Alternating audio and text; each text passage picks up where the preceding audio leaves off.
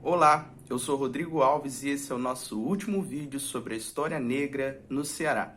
Eu acredito que até aqui nós conseguimos desmistificar a ideia de que não há negros no Ceará. Essa ideia não é verdade, essa ideia não condiz com a história do estado do Ceará. Nós vimos que o Ceará não só recebeu escravizados, principalmente do Reino do Congo, onde hoje corresponde a Congo e Angola, como também recebeu pessoas mestiças de diversas províncias, da Bahia, do Maranhão, de Alagoas, de Pernambuco, do Rio Grande do Norte, da Paraíba, que trouxeram consigo, em sua genética, a contribuição africana, a contribuição negra. Além disso, o Ceará recebeu diversas pessoas, diversos negros livres que vieram de várias províncias, atraídas pela ideia de oportunidade num novo lugar, ou mesmo fugindo da escravidão, e se acolheram no Ceará, em vários quilombos que existiram ao longo da costa cearense, ao longo do litoral cearense. É um fato muito importante que nós devemos observar, que as praias do Ceará, elas funcionaram muitas vezes como quilombos, escondendo essas pessoas que vinham fugindo da escravidão. E já nessas praias, muitas vezes, os negros acabavam se misturando com os descendentes de indígenas que viviam nesses lugares, que muitas vezes eram isolados e foram isolados até bem recentemente, Então, para esses lugares recebiam essas pessoas que vinham fugindo. Além disso, nós vimos que várias personalidades negras tiveram um papel fundamental na história cearense. Se não por ter vivido aqui, realizado coisas históricas, realizado coisas que vieram entrar na história do Estado, mas também por terem nascido aqui, como é o caso de Negro Cosme, que nasceu em Sobral e fez sua história no Maranhão, e como é o caso também de pessoas que fazem parte da história do Ceará, negros, que fazem parte da história do Ceará, embora não fosse cearense, como o Beato José Lourenço, que era paraibano, mas fez sua história no Cariri. A Beata Maria de Araújo também, negra, na verdade descendente de negros e indígenas do sul do Ceará, Dragão do Mar, que liderou também a abolição da escravatura no Ceará, o primeiro estado do Brasil a abolir a escravidão, e também José Napoleão, que foi, juntamente com o Dragão do Mar, um dos precursores da abolição da escravidão no Ceará. José Napoleão, que conquistou a sua liberdade e depois lutou para conquistar a liberdade da sua família. Então, nós vimos que os negros fazem parte da história cearense. Então, essa ideia de que não há negros no Ceará é uma ideia que não faz parte, não pode fazer parte do linguajar, não pode fazer parte da fala cearense, porque os negros fazem sim parte da história do Estado.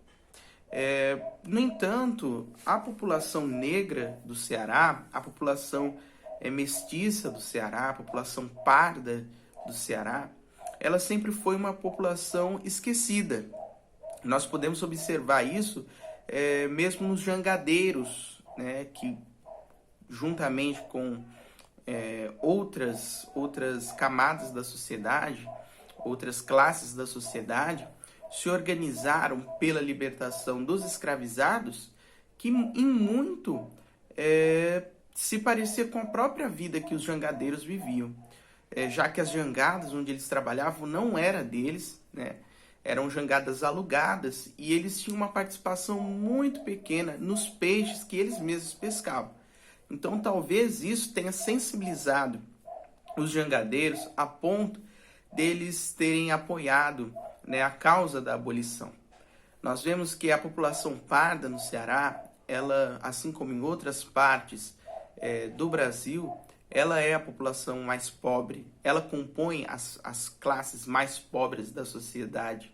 Ela ainda é a população que vive nos interiores, que mora nas casas de taipa, que sofrem com a falta d'água, que sofrem com a falta e com a omissão do poder público com a falta de assistência por parte da sociedade, das autoridades, né, que lideram na sociedade, e ficam reclusas, né, às periferias do estado, não só nas cidades, né, como é o caso de Fortaleza e outras grandes cidades do estado, mas também nos interiores, onde essa população parda, essa população negra e também a população indígena sofre ainda com a exclusão, com a fome, com a miséria, com a falta de ajuda, de auxílio por parte das autoridades.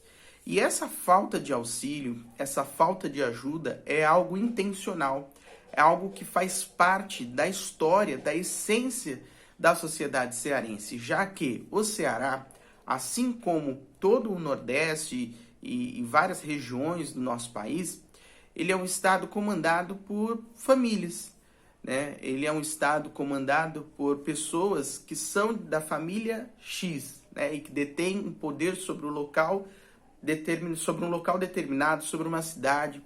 E essas famílias, né, organizadas, muitas vezes endogamizadas, elas acabam por fazer com que essa sociedade parda, essa sociedade negra, essa sociedade indígena não consiga ascender socialmente, né? Então vai ser sempre uma sociedade que vai precisar de ajuda e vai encontrar por parte dessas famílias de nome, por parte dessas famílias poderosas, a opressão. Então, esses pobres, essas pessoas esquecidas vão sempre funcionar como instrumento de manipulação, de opressão por parte daquelas famílias que detêm o poder no estado do Ceará. Então, nós vemos que, trazendo para a realidade da região de Sobral, por exemplo, onde a família de Ciro Gomes, né, que eu falei no vídeo anterior, Ciro Gomes que tem várias ideias progressistas, né, várias ideias de igualdade, até mesmo de combate aos preconceitos, né, ideias progressistas de fato, mas que no seu próprio estado, na sua própria região, na sua própria terra natal, essas ideias de liberdade, essas ideias de progresso, elas não têm surtido ainda efeito, né?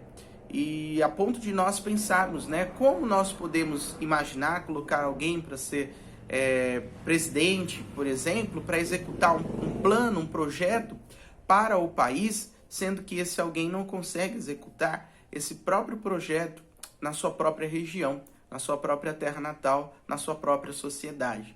Então a sociedade cearense, além de muito racista, é uma sociedade desigual. É uma sociedade que sofre ainda com grandes desigualdades sociais e raciais. E isso, poucos esforços têm sido feitos, né, nesse sentido de minimizar as desigualdades sociais, as desigualdades raciais, né? De fato que essas desigualdades têm se aprofundado a cada vez mais, né? Hoje eu estive em Sobral e peguei um Uber. E esse Uber era um baiano de Salvador, vivendo em Sobral. E lembrando dos vídeos sobre não há negros no Ceará, eu resolvi perguntar para o Uber, né, qual a impressão que ele teve ao chegar em Sobral, né? Logo vi de cara que ele era alguém diferente, né, que tinha um sotaque diferente, que tinha um jeito diferente, e perguntei de onde ele era. Então ele me disse que era de Salvador, era da Bahia e vive em Sobral.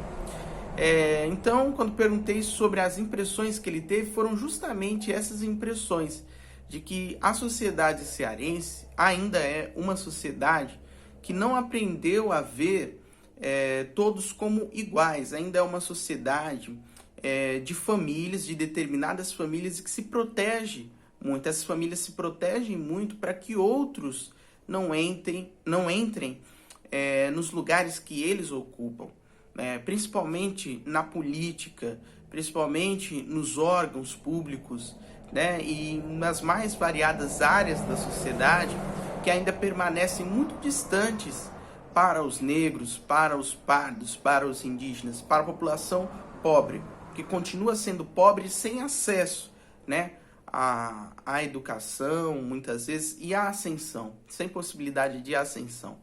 Então, nós vemos que todo aquele racismo do passado, né, que foi demonstrado na vida, por exemplo, da Beata Maria de Araújo, né, que foi a grande responsável pela fama do Padre Cícero, mas que não recebeu o devido valor, né, por conta de ser negra, né? Nós vemos que quando o Vaticano ele envia oficiais para Juazeiro na intenção de ver se os milagres eram realmente verdadeiros ou não, ali os milagres eles são imediatamente descartados, né? E um dos pontos foi porque a maior manifestação foi em uma negra, né? A Beata Maria de Araújo.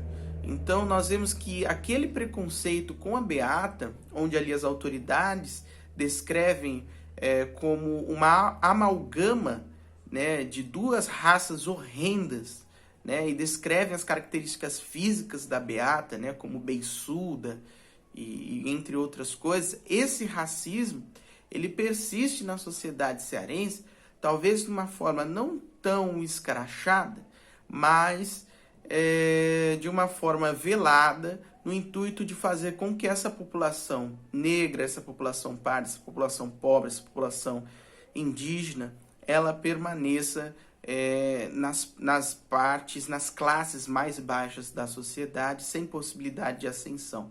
E isso daí é altamente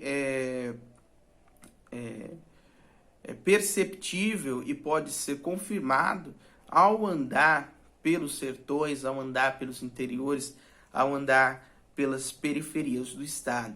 E é algo que nós vemos que está longe de acabar, infelizmente, né? Então fica uma reflexão para nós, né? Não há negros no Ceará. É muito perigoso essa afirmação, porque exclui toda uma população, né? Que exclui pessoas que precisam justamente de atenção, precisam justamente não daquelas ajudas que aparecem de vez em quando e depois somem, não, mas precisam de políticas, principalmente de reparação social e racial, para que elas venham realmente ocupar os espaços que são de todos, né, e que venham de fato ter igualdade nesse estado tão desigual que é o estado do Ceará. Eu agradeço a vocês que nos acompanharam até esse terceiro vídeo, e aguardem pelos próximos vídeos que nós iremos fazer. Curtam o canal, compartilhe o conteúdo do canal, ative o sininho, né? E vamos crescendo aos poucos, que dá certo, tá bom? Muito obrigado pela atenção de vocês, e é isso aí, até o